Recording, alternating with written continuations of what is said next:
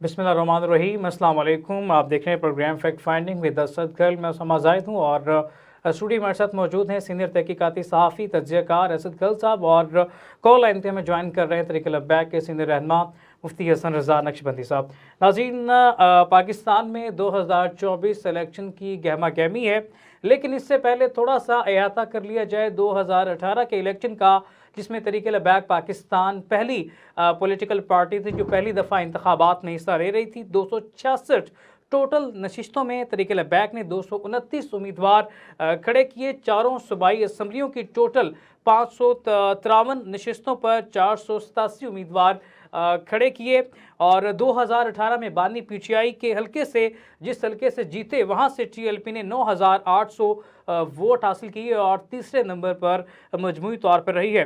2018 में टीएलपी ने कराची से 2 नशिस्तें भी हासिल की, और इसके अलावा कराची में टोटल सिंध का जो वोट है, कराची से सिर्फ 90.8% उसका बनता है, जो टोटल वोट तहरीक लब्बैक पाकिस्तान सिंध से लेने में कामयाब हुई। और इसके अलावा 2018 में कौमी सूबाई असम्बलियों की 843 मजमूई नशिस्तों पर 552 उम्मीदवार उतारे गए थे, और मजमूई तौर पर 22 लाख से ज़्यादा वोट 2018 में हासिल किए गए।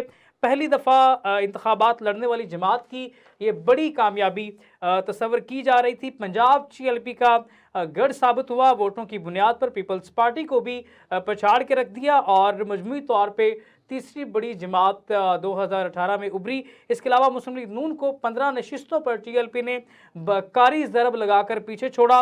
पंजाब के 58 हलकों में उम्मीदवार, जबकि कराची के 15 हलकों में दूसरी पोजीशन हासिल की है, और पंजाब के 58 हलकों में उम्मीदवार उनके तीसरे नंबर पे रहे हैं। पंजाब में 141 में से 139 नशिस्तों पर उम्मीदवार खड़े किए गए, जबकि पंजाब असम्बली में 257 में से 262 नशिस्तों पर उम्मीदवार खड़े किए गए, और टीएलपी ने अपनी तमाम मजहबी जमातों को भी पीछे छोड़ दिया। उस वक़्त की मजबूत जमात तस्वर की जाने वाली जमात इस्लामी, जमीयत उलमा इस्लाम, तमाम को इंतखाबात ने तहरीक लब्बैक ने पहली दफ़ा आते हुए पछाड़ दिया। और अब 2024 के इलेक्शन के लिए तहरीक लब्बैक पाकिस्तान की दूसरी बड़ी सियासी जमात समझी जाती है। अब 2024 में किस पावर के साथ और किस वोट बैंक के साथ आ रही है, इस वाले से बात करेंगे।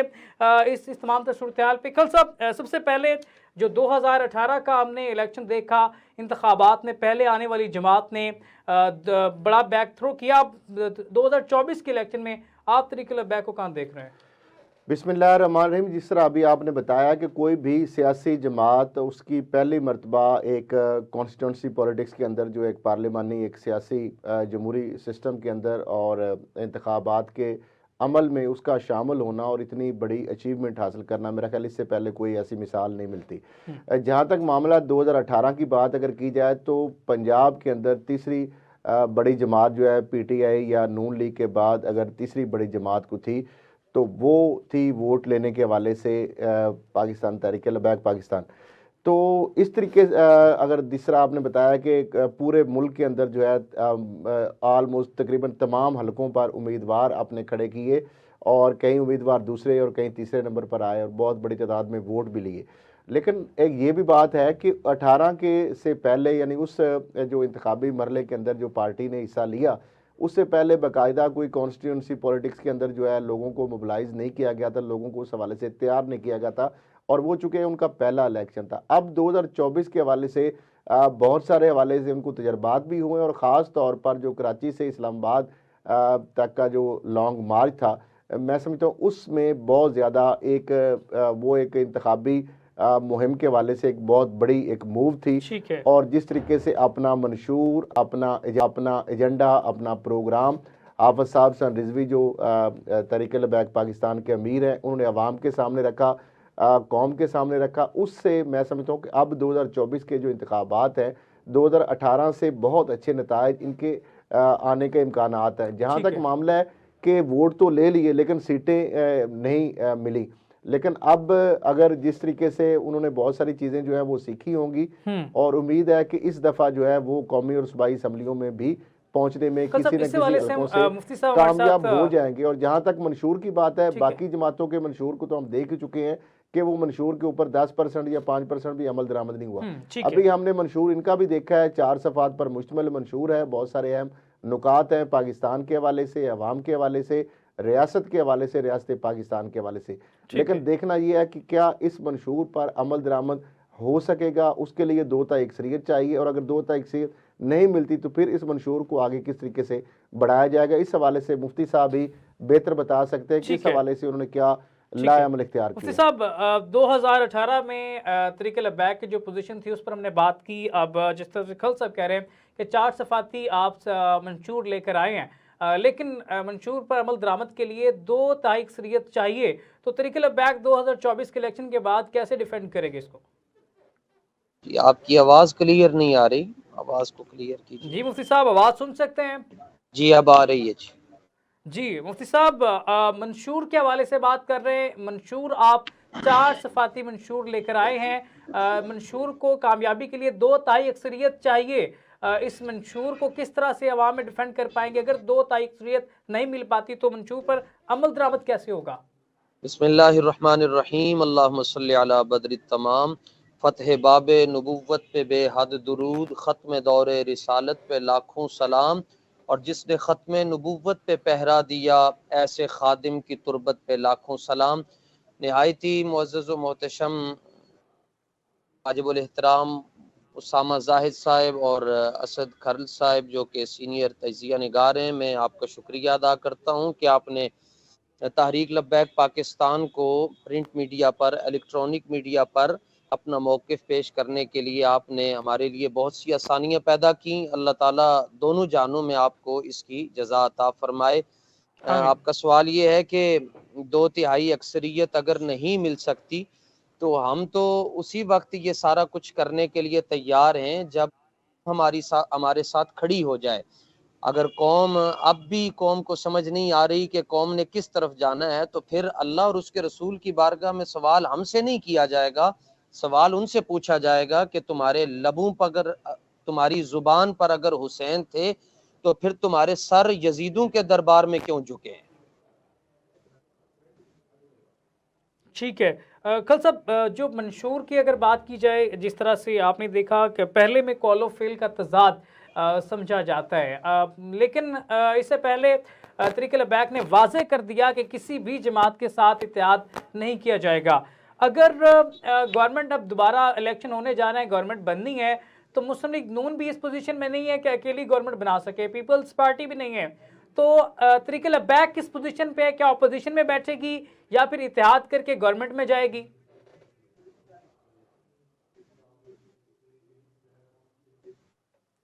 مفتی صاحب آواز جی خل صاحب. میرا خیال ہے یہ زیادہ اس کا بہتر جواب تو مفتی صاحب ہی دے سکتے ہیں، کیونکہ یہ تو ڈیسیژن انہوں نے لینا ہے کہ کیا فیصلہ کریں گے. جی مفتی صاحب. جی اسد صاحب آپ کا شکریہ. آپ کا نام بھی شیروں والا ہے تو آپ کے جواب بھی شیروں والے ہی ہوتے ہیں یقیناً. اگر تحریک لبیک پاکستان اپنی پوزیشن کو اس دن واضح کرے گی جس دن قائد ملت اسلامیہ علامہ حافظ سعد حسین صاحب رضوی آپ اسمبلی میں قدم رکھیں گے، تو ہم اپنا منشور ان کو پیش کریں گے جو ہمارے دائیں بائیں بیٹھے ہوں گے. اگر ان کو ہمارا منشور سمجھ آ جاتا ہے جو بالکل سادہ سا ہے، اسلام پاکستان عوام، اگر یہ منشور ان کو سمجھ آ جاتا ہے اور ان کو آنا چاہیے، تو پھر ان کو چاہیے کہ جو ہمارا منشور ہے اس منشور پر ہمارے ساتھ مل کر بیٹھیں. پھر چاہے ہمارے پاس 10 سیٹیں ہیں یا چاہے ہمارے پاس 100 سیٹیں 5 سیٹیں، جب وہ ہمارے منشور پر آ جاتے ہیں تو میرا خیال ہے پاکستان کی قوم کے جو مسائل ہیں ان کو حل کرنا کوئی مشکل نہیں ہوگا. میرا سوال یہ تھا کہ یا تو گورنمنٹ میں بیٹھنا ہے یا اپوزیشن میں بیٹھنا ہے، تو گورنمنٹ میں بیٹھنے کے لیے آپ کو اتحاد کرنا پڑے گا. جی اس کا بہتر فیصلہ امیر محترم علامہ حافظ سعد حسین صاحب رضوی خود فرمائیں گے. ٹھیک ہے. خل صاحب آپ کیا سمجھتے ہیں طریق البیک کے لیے کیا بہتر پوزیشن ہو سکتی ہے کہ وہ گورنمنٹ بنائے یا پھر اپوزیشن میں بیٹھے؟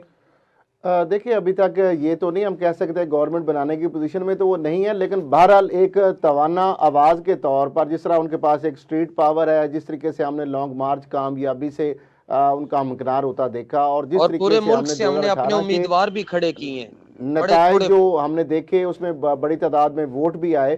اور آج اگر بات کی جائے تو جو سرویز ہوئے ہیں، بہت ساری سیاسی پارٹیوں کو یہ مشورہ دیا گیا کہ آپ تحریک لبیک پاکستان سے اگر الاق نہیں کرتے تو بہت سارے حلقوں میں آپ کے امیدوار جو ہے وہ ناکامی کا ان کو سامنا کرنا پڑ سکتا ہے۔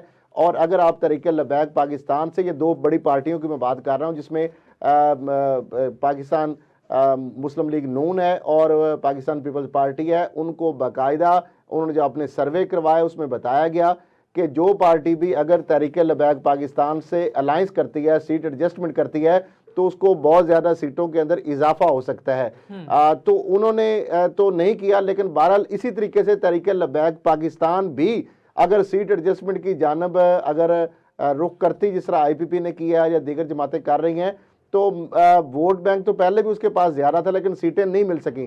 تو جس طرح پی ٹی آئی کو بھی 2018 میں الیکٹیبل کی طرف جانا پڑا، تو کیا اس حوالے سے بھی کچھ سوچ بچار ہے پارٹی میں کہ آنے والے دنوں میں بھی ابھی بھی کسی کے ساتھ بھی الائنس تو کیا جا سکتا ہے، کسی کو سپورٹ کی جا سکتی ہے یا کسی سے سپورٹ لی جا سکتی ہے، تو اس حوالے سے کوئی لائے جی عمل آپ مفتی نے صاحب، کیا کیا؟ ایسا کوئی لائے عمل ہے پارٹی میں کہ کسی کے ساتھ الائنس کیا جا سکے؟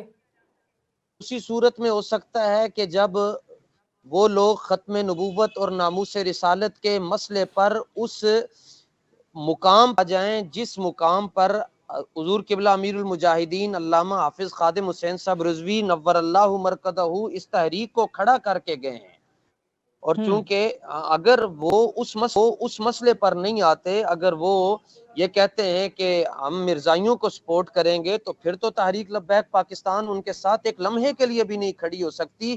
ہمیں سیٹ نہیں چاہیے، ہمیں اقتدار نہیں چاہیے، ہمیں حضور کا دین چاہیے، ہمیں اس پاکستان کی پسی ہوئی قوم کے لیے وہ واضح اور شفاف نظام چاہیے جو نظام صرف اور صرف اسلام دے رہا ہے۔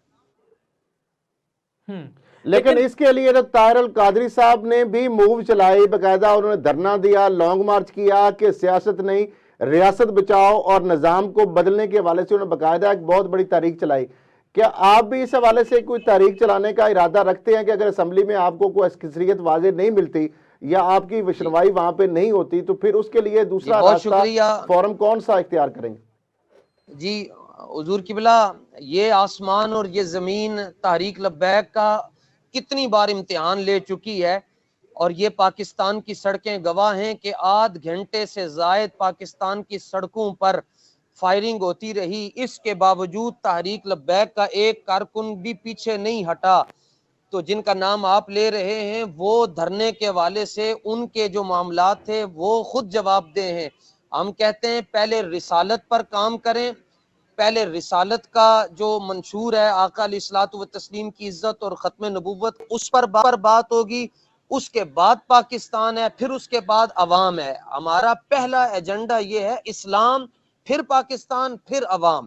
تو جب اسلام مضبوط ہو جائے گا پاکستان خود بخود ٹھیک ہو جائے گا، جب پاکستان ٹھیک ہو جائے گا عوام خود بخود خوشحال ہو جائے گی۔ مفتی صاحب، توحید و رسالت تو ایک بڑا اہم مسئلہ ہے، ہمارے بھی دلوں میں ہے۔ ختم نبوت صلی اللہ علیہ وسلم پر پہرا دینا ہمارے سمیت ہر پاکستانی مسلمان کا حق ہے، لیکن بات جس طرح سے میرے پاس آپ کا منشور میرے سامنے موجود ہے، تیسرا پوائنٹ جو منشور کا ہے کہ فلسطین، کشمیر اور پوری دنیا کے مظلوم مسلمانوں کی بلا تاخیر ہر طرح سے معاونت کرنے کے لیے، اسلامی ممالک کو منظم کرنے کے لیے عالمی اسلامی بلاک بنایا جائے گا۔ بھٹو کی جو پھانسی ہوئی ہے اس کے پیچھے کہا جاتا ہے کہ بڑا کردار عالمی اسلامی بلاک کی انہوں نے بات کی، تو عالمی اسلامی بلاک کو جو آپ تیسرے نمبر پہ ڈسکس کر رہے ہیں، اس کو لے کر آپ انٹرنیشنل سطح پہ خود کو منوا پائیں گے؟ جی اسامہ زاہد صاحب، یہ تو کلام ہی نہیں ہے کہ کون کہتا ہے کہ میرے دل میں ختم نبوت کا مسئلہ نہیں ہے۔ مسئلہ تو دل کا نہیں ہے، مسئلہ اس وقت یہ ہے کہ جب ہم ختم نبوت کے لیے میدان سے جا کر بیٹھے ہوئے تھے، آپ تو آج ہماری آواز پوری دنیا کو سنا رہے ہیں، اس وقت تو ہمارے لیے تو ہر شے پر پابندی لگ گئی تھی۔ فیض آباد پانی نہیں جانے دیا جا رہا تھا، وضو کے لیے ہمیں پانی نہیں دے رہے تھے، بنیادی جو ضرورتیں ہیں، کیا ہم پاکستان کے شہری نہیں ہیں؟ لیکن کون سی ایسی ضرورت ہے جو انہوں نے ہمارے تک پہنچنے دی ہو؟ بلکہ ہم نے تو فیض آباد میں وہ دن بھی دیکھے کہ ہمیں لگ رہا تھا کہ ہم کربلا میں بیٹھے ہوئے ہیں۔ تو مسئلہ یہ نہیں ہے کہ کسی کے دل میں ختم نبوت کا مسئلہ ہے، یعنی مسئلہ یہ ہے کہ جو ختم نبوت کا قائل ہے، جب ختم نبوت پر 2018 میں ڈاکہ ڈالا گیا، جب اس کی شک کو چینج کیا گیا، یہ میرے سامنے حضرت تاجدار گولڑا کی یہ کتاب ہے ملفوظات مہریہ، اور اس کے صفحہ نمبر 118 پر یہ بات موجود ہے کہ حضرت پیر سید مہر علی شاہ صاحب رحمۃ اللہ تعالی علیہ نے کہا، جس طرح آج لوگ یہ کہتے ہیں کہ ہم بھی ختم نبوت کو ماننے والے ہیں، تو حضرت پیر سید مہر علی شاہ صاحب کے دور میں جب یہ بات ہوئی، مرزا قادیان کا دجال کانا، وہ بدبخت، اس نے حضور کی نبوت پر، ختم نبوت پر ڈاکہ ڈالا. جب وہ میدان میں آیا تو اس وقت بھی لوگ کہتے تھے ہم بیٹھیں گے اندر لیکن ہمارے دل میں بھی ختم نبوت کا مسئلہ ہے. تو پیر صاحب نے فرمایا کہ حضور کی ختم نبوت پر حملہ ہو جائے، عقائد اسلامیہ پر حملہ ہو جائے، اور میں حجرے میں بیٹھ کر پیری مریدی کرتا رہوں، تو فرمایا ایسی بے غیرت فقیری مہر علی شاہ نہیں کر سکتا. تو جس نقطے پر حضرت پیر سید مہر علی شاہ صاحب سب کچھ چھوڑ کر میدان سے جانے کے لیے آپ لاہور میں آگے مرزائیوں کے مقابلے میں، اسی ختم نبوت پر جب حملہ ہوا تو اسی فکر کو لے کر حضرت قبلہ امیر المجاہدین رحمت اللہ تعالی علیہ سب کچھ چھوڑ کر آپ فیض آباد دھرنے کے اندر تشریف لے گئے. فیض آباد دھرنے میں طلب کیا گیا تو ابھی تک طریق لبیک کو نہیں بلایا گیا. سعد رضوی صاحب کہہ چکے ہمیں بلانا چاہیے. فیض آباد دھرنے کی کیا مسئلہ ہے کہ اس کو بار بار ڈسکس کیا جاتا ہے؟ یہ امیر محترم نے تو کہا ہے کہ ہمیں بلانا چاہیے. ہم تو منت ترلا کرتے ہیں سپریم کورٹ سے کہ پنجابی کہنے تو خدا دا واسطہ سانو بلاؤ تے صحیح. جن پر انگلی اٹھ رہی ہے ان کو بولنے کا تو موقع دیں. اور پھر یہ کہا جاتا ہے کہ یہ فیض آباد دھرنا ہوا کس لیے؟ حضور پاک صلی اللہ علیہ وسلم جو دین ہمیں دے کر گئے، یہ دن کو بھی چمکتا ہے اور یہ رات کو بھی چمکتا ہے. یہ 1000 سال پہلے یہ کتاب لکھی گئی ہے. دنیا کے ہر ملک کے اندر اس کتاب کو ہر مسلمان جانتا ہے، علماء اس پر بحث کرتے ہیں. قاضی ایاز مالکی رحمت اللہ تعالی علیہ نے شفا شریف کے اندر یہ مسئلہ لکھا کہ اگر حالت نماز میں کسی کو دنیا کا خیال آ جائے تو اس کی نماز نہیں ٹوٹتی، لیکن اگر بیٹھے بیٹھے یہ خیال آ جائے کہ رسول اللہ کے بعد بھی کوئی نبی آ سکتا ہے، تو جس لمحے میں اس کو یہ خیال آئے گا کہ حضور کے بعد بھی کوئی نبی آ سکتا ہے، اسی لمحے میں وہ دائرہ اسلام سے خارج ہو جائے گا. یہ ختم نبوت کا کوئی مسئلہ یہ پتا سے ریوڑی کا نہیں ہے. اس پر تو اسلام کی بنیاد، اسلام کی پوری عمارت کھڑی ہے. ٹھیک ہے. لیکن اس حوالے سے تو جو ہمارا آئین اور قانون ہے مفتی صاحب وہ تو بڑے واضح ہے، اور اگر کوئی اس طرح کا کوئی بھی اب میرا نہیں خیال کہ ابہام پایا جاتا ہے. معاملہ یہ ہے کہ چونکہ بات ہو رہی ہے یہاں پہ دوسری ایک سیاسی معاملات بھی ہیں، انتخابی جو سیاست ہے یا انتخابات ہیں جو کہ گہما گہمی ہیں. لیکن اسد کرن صاحب ہماری سیاست وہ نہیں ہے نا جی جس کو دنیا سیاست کہتی ہے، جو امریکہ، برطانیہ، بھارت، اسرائیل سے جس کو اشارے ملتے ہیں. ہماری سیاست تو اسلام کے پیچھے ہے. ہماری سیاست وہ ہے جس میں 10 سالہ مدنی زندگی ہے. ہماری سیاست وہ ہے جو صدیق اکبر نے 2.5 سال فرمائی، اور ختم نبوت کے جو منکر تھے 36,000 منکرین ختم نبوت کی گردنیں اتار کے رکھ دیں صدیق اکبر نے.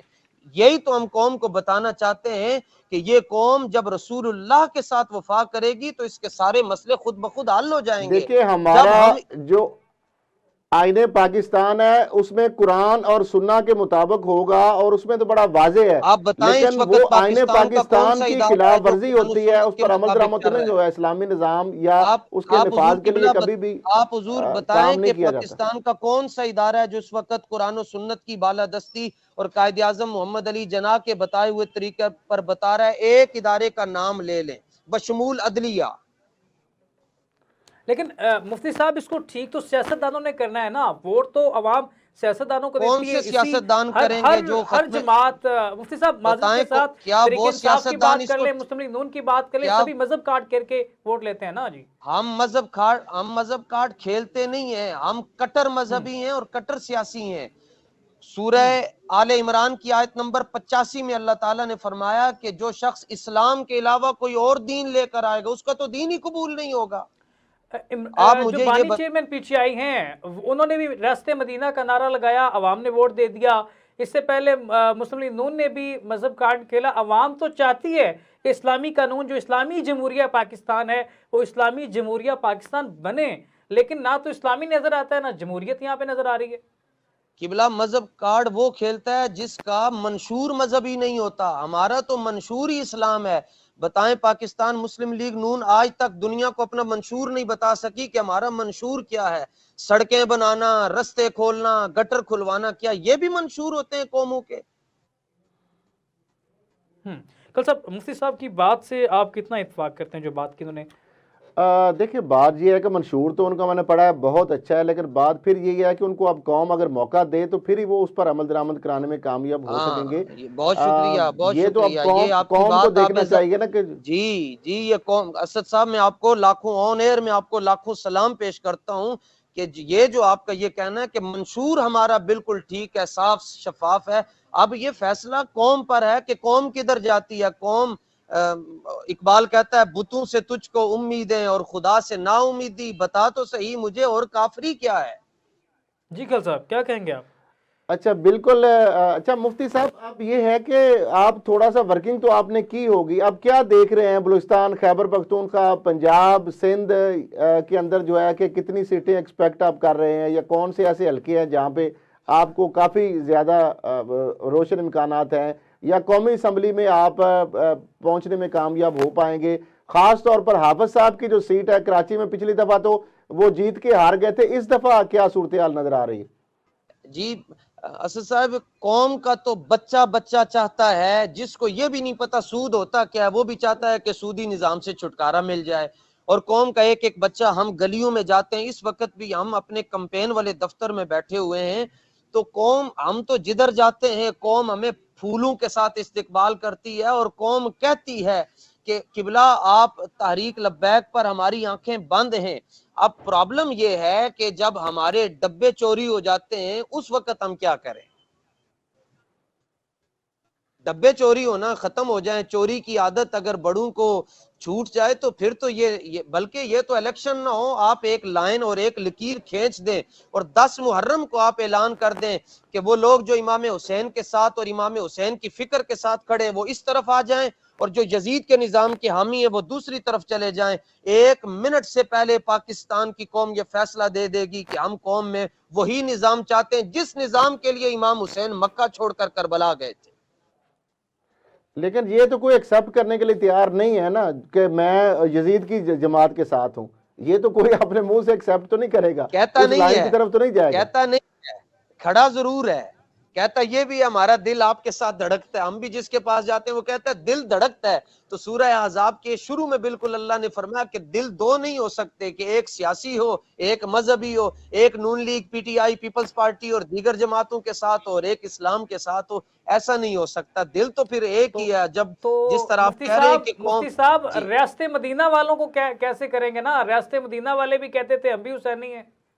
रियासत मदीना नारा बहुत अच्छा है, लेकिन कैबिनेट में सारे मुशीर वजीर वही थे जो करप्शन की नहरों में डूबे हुए थे। नारा बहुत अच्छा है। अगर कौम कौम अमीर मोहतरम अल्लामा हाफिज साद हुसैन रिजवी का साथ देती है तो ये कौम भी जानती है कि ये वो चेहरे हैं जिनको कट जाना तो आता है, जिनको मर जाना तो आता है, लेकिन झुकना नहीं आता इन्हें। लेकिन मुफ्ती साहब, सियासी लीडरान और पार्टियों के चले कौलो फेद में तजाद हमने देखे ही हैं, लेकिन जमात इस्लामी को मौके मिले, मौलाना फजल रहमान साहब को जो पीडीएम के सरबराह उनको मौके मिले और वो मजहबी जमातें थी, इस्लाम की बात करती थी, निफाज इस्लाम की बात करती थी, लेकिन जब वो असम्बलियों में पहुंचे लेकिन वहां पे जाके उनका कोई इस हवाले से कोई अमली इकदाम नजर नहीं आए। और जिस वजह से शायद आपकी जो जमात है उसको भी ये चैलेंजेस का सामना है उनके कौलो फेल की तजाद की वजह से। वो तजाद हुजूर किबला इसलिए आया कि वो बगैर कुर्बानियों के गए थे, और हमारे कौल फेल में तजाद इसलिए नहीं हो सकता कि हम फिल्टर होकर जा रहे हैं। और फिल्टर कभी फैजाबाद में हम फिल्टर हुए, कभी जामे मस्जिद रहमतुल लिल आलमीन के बाहर 36 लाशें हालत रोजा के अंदर तहरीक लब्बैक ने उठाई हुई हैं। वजीराबाद के धरने में हमें बड़ा फिल्टर किया गया, तेजाब का पानी फेंका गया, हवेलियां के जुलूस में हमें फिल्टर किया गया। इसके बाद बताएं आप हमें और कैसे हमारा इम्तिहान लेना चाहते हैं। ठीक है, इस पर बात करते हैं। हमें यहाँ पे छोटी सी ब्रेक भी लेनी मुफ्ती साहब, वापस आते हैं, गुफ्तगू का आगाज लेते हैं, छोटी सी ब्रेक, और ब्रेक के बाद 12।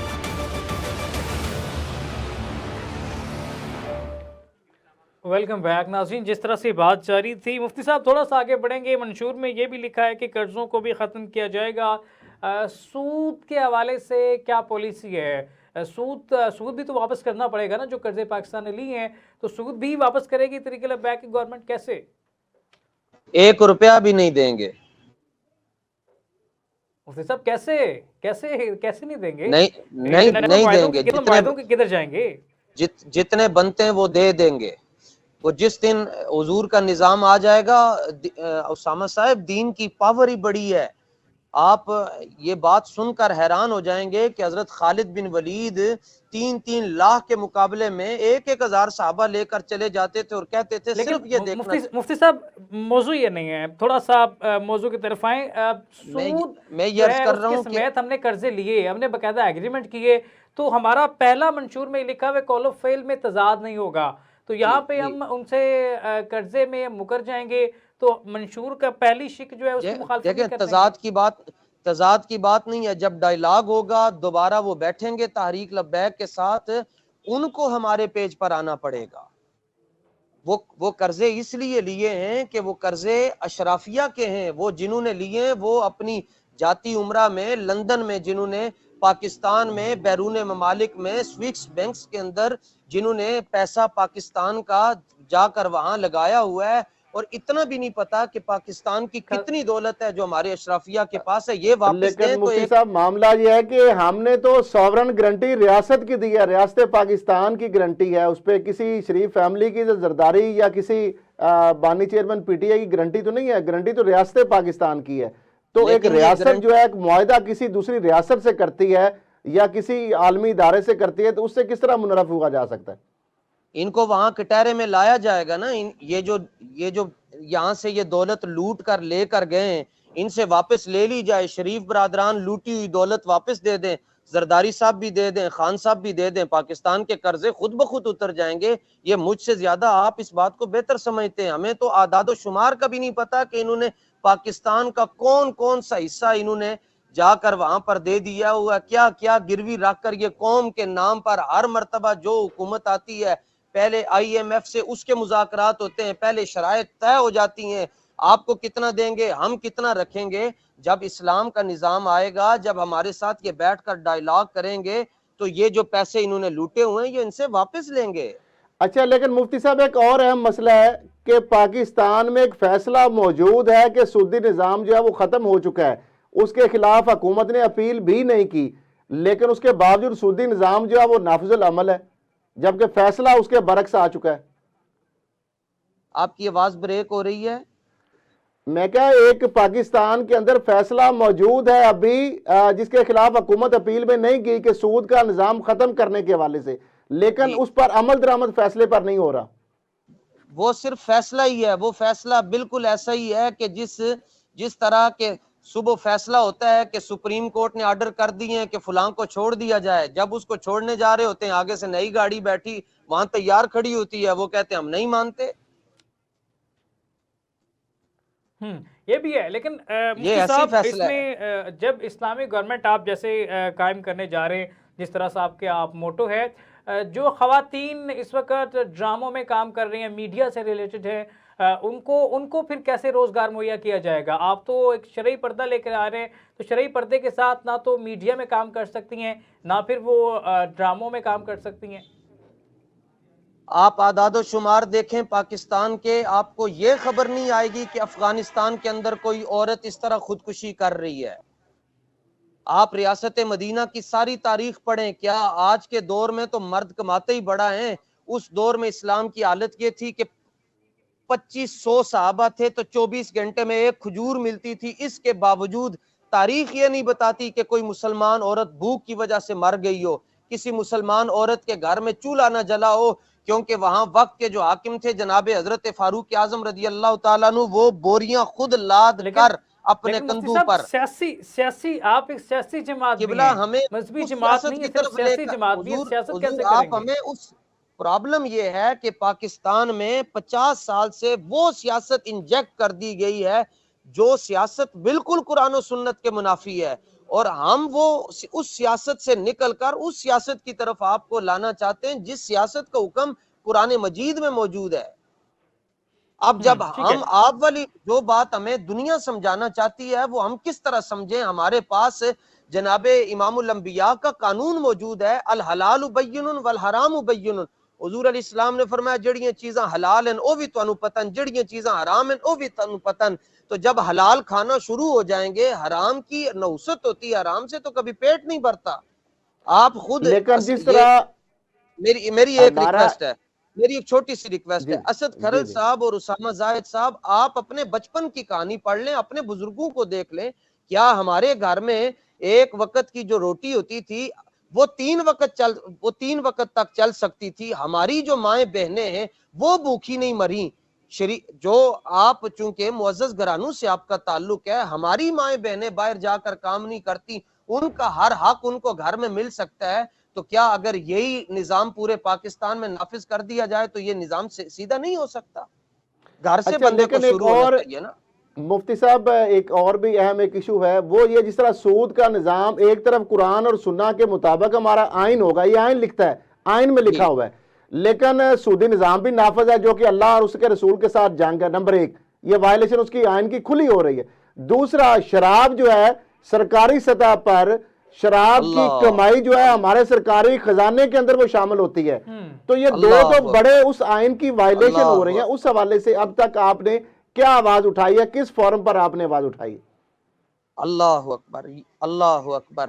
قبلہ، قوم کو جس دن یہ مسئلہ سمجھ آ جائے گا نا کہ جس طرح شراب حرام ہے، اسی طرح جو لوگ شراب کے پرمٹ جاری کرتے ہیں، جو شراب کے سہولت کار ہیں، ان کو بھی ووٹ دینا حرام ہے۔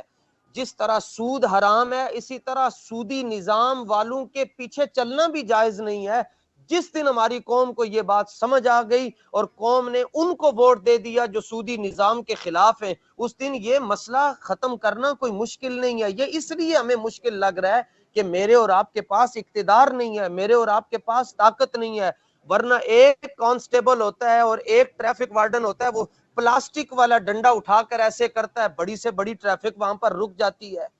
تو قانون ہے نا جی، جس دن قانون نافذ ہو جائے گا اس دن جو ہے وہ سارے معاملات خود بخود ٹھیک ہو جائیں گے۔ لیکن ایک اور پہلو ہے، اس کی طرف میں نشاندہی آپ ہی کروانا چاہتا ہوں۔ یہ سود جی کے نظام کے خلاف ایک کمپین چلا کر بعض مفتیان کرام جو ہے انہوں نے لوگوں سے بہت بڑی رقوم ہتھیائی، اور اس کے بعد وہ سکیمز ہوئے، نیب کے اندر کیس ہوئے، اربوں روپے سینکڑوں ہزاروں لوگوں سے ان کی جمع پونجی ہتھیائی گئی کہ سود کی بجائے ایک نیا انویسٹمنٹ کا نظام ہے۔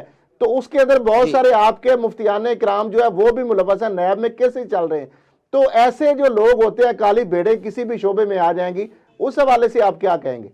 جی، اس سوال پر میں آپ کو کھڑے ہو کر سلام پیش کر رہا ہوں، کھڑے ہو کر۔ اب اس کا جواب سنیں۔ اس کا جواب یہ ہے کہ ہم نے حق کے ذریعے لوگوں کو پہچانا ہے، لوگوں کے ذریعے حق کو نہیں پہچانا۔ وائلیشن از وائلیشن، وہ کوئی بھی کرے۔ ٹھیک ہے کل صاحب، وائلیشن اگر ہو رہی ہے تو وائلیشن کا ابھی موجودہ اس سیاست کا ہم تھوڑی سی اس کا کرنٹ تعلق سچویشن پہ اسلام کے بات کر نظام کے لیتے ہیں۔ ساتھ نہیں ہو سکتا، وہ اس کا ذاتی مسئلہ ہے۔ انہوں بھی لمحہ ٹھیک ہے، پاؤں گے انشاءاللہ۔ ٹھیک ہے، لیکن مفتی صاحب جس طرح سے کرنٹ سچویشن پہ مسلسل بات کر رہے ہیں، آپ کی آواز پاکستان تھوڑی طریقہ پھر بریک ہو انصاف جو رہی اس ہے، وقت آپ کر جو لیں۔ اس کے ساتھ وائلیشن ہو رہی ہے ایک نظام کی طرف سے، آئین اور قانون کو بھی سبوتاز کیا گیا، پاکستان طریقہ انصاف کے ساتھ جو حالات پیدا کر دیے گئے، کیا طریقہ بیک پاکستان طریقہ انصاف کے ساتھ ہونے والے معاملات کو سپورٹ کرتی ہے؟ اللہ اکبر۔ آپ ہمارے سیاسی لیڈر، 7 بھائی لیڈر کم ہیں، بھائی سب کے زیادہ ہیں۔ آپ ان کا سیاسی جگرہ چیک کریں اور ان کا آپ سیاسی ظرف چیک کریں کہ اب بھی وہ یہ کہہ رہے ہیں کہ ہم چاہتے ہیں کہ پاکستان تحریک انصاف کو اس کا نشان بھی دیا جائے اور پھر وہ میدان میں آ کر لڑے، اور بالکل کھلے الیکشن ہونے چاہیے، صاف اور شفاف ہونے چاہیے۔ ہم تو یہ کہتے ہیں، ابھی بھی ہم اس بات پر قائم ہیں۔ اب یہ ریاست کا مسئلہ ہے، ریاست نے ان کو کیسے ڈیل کرنا ہے۔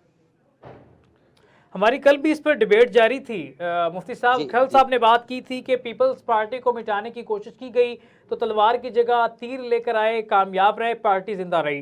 اس کے بعد آپ کے خلاف ایک کریک ڈاؤن کیا گیا، پاکستان طریقہ انصاف کی جانب سے ہاتھوں کی لگائی گئی گریں پھر دانتوں سے کھولنی پڑی ہیں۔ اب طریقہ انصاف کے ساتھ جو ہو رہا ہے، جو طریقہ انصاف کل کو ایک مضبوط پارٹی کے طور پہ سامنے نہیں آ سکتی؟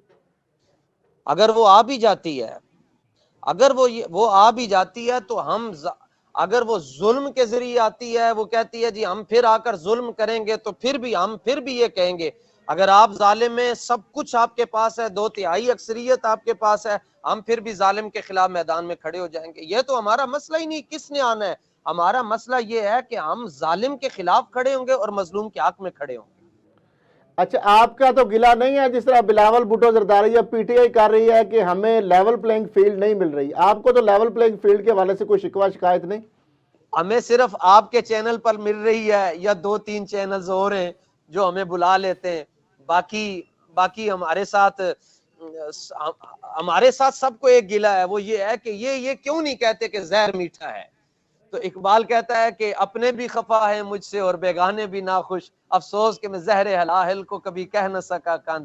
یہ آپ خود بہتر جانتے ہیں ہمارے ساتھ کیا کچھ ہو رہا ہے۔ ابھی مفتی میرے صاحب، حلقے میں پی پی گرفتاریاں تو نہیں ہو رہی نا، 150 کمپین سے نہیں روکا جا رہا، آپ کے پوسٹر تو نہیں میں اتارے جا رہے کمپین وہاں؟ کی طرف ہی آ رہا ہوں۔ پی پی 159 میں لوگوں کو فون کر کے کہا جا رہا ہے اور سرکاری نمبروں سے فون آتے ہیں کہ اگر آپ تحریک لبیک کو ووٹ دیں گے تو ہم آپ کا حلقہ چینج کر کے وہاں سے وہاں پھینک دیں گے۔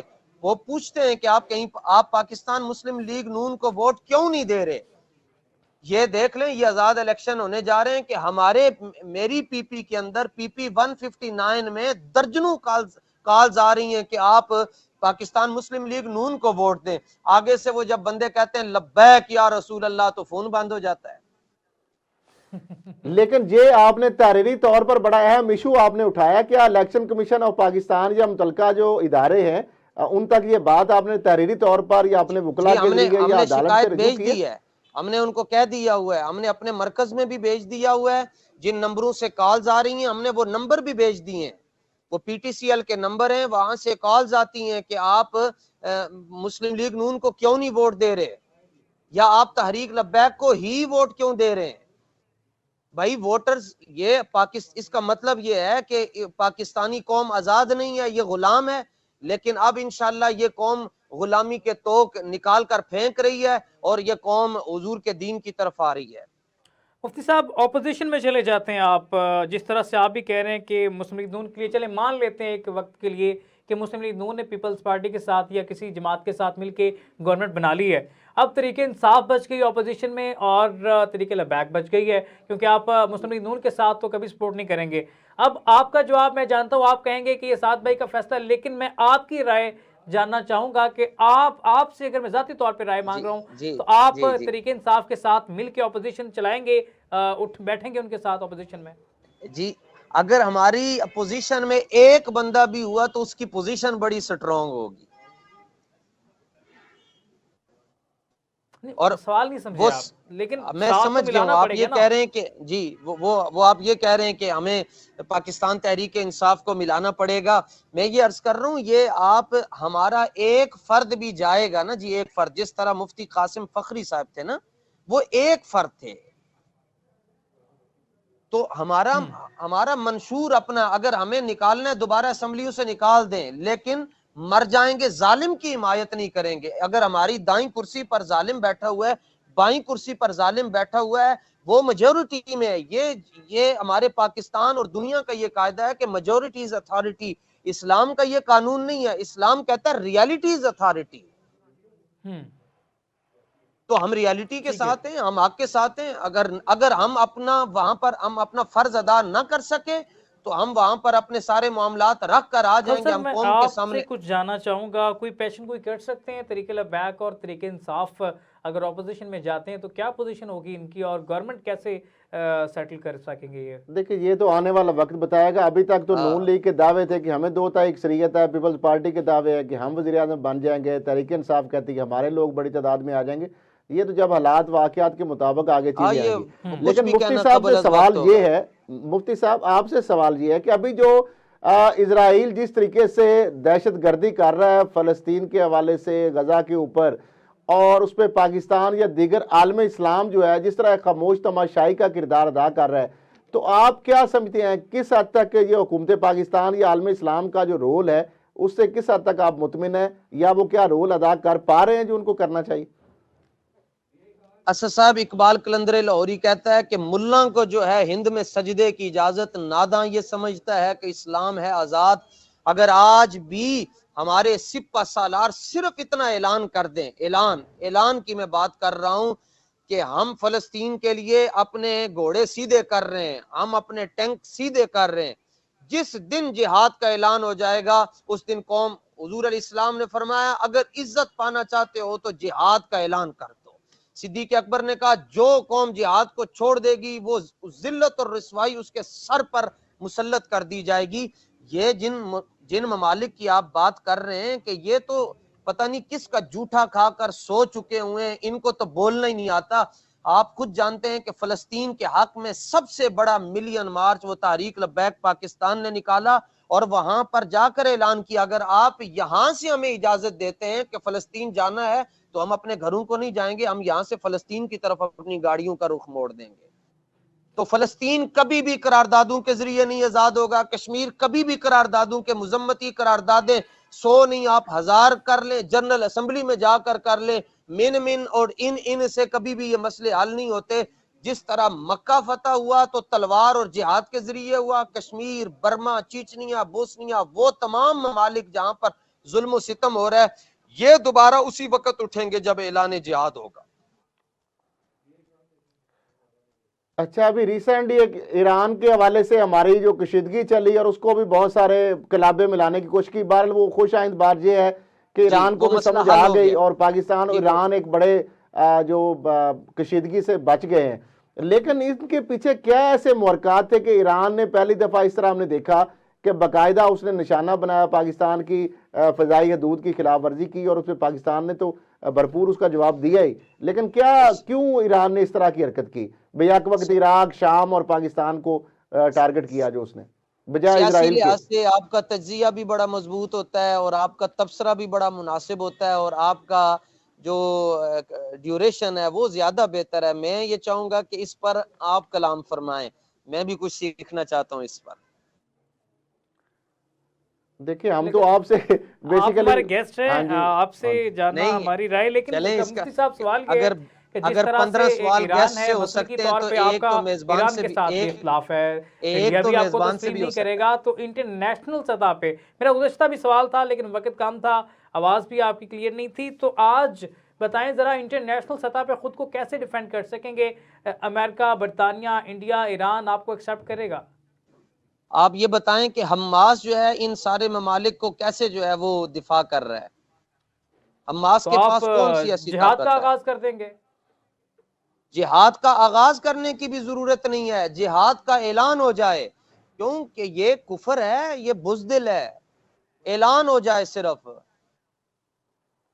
تو لیکن یہ تو کوئی فورن پالیسی نہ ہوئی نا مفتی صاحب، آپ حالت جنگ میں لے کے جا رہے ہیں ایک ریاست کو۔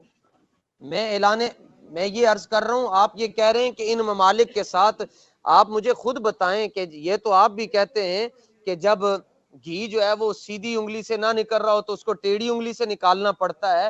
بھائی ہم دنیا کو یہ کہنا چاہتے ہیں کہ ہم پرامن لوگ ہیں، ہم پرامن رہنا چاہتے ہیں، لیکن اگر کوئی شخص ہماری جو ریڈ لائن ہے وہ رسول اللہ کی عزت ہے، ختم نبوت ہے، کوئی اسی کو آ کر چھیڑ دیتا ہے۔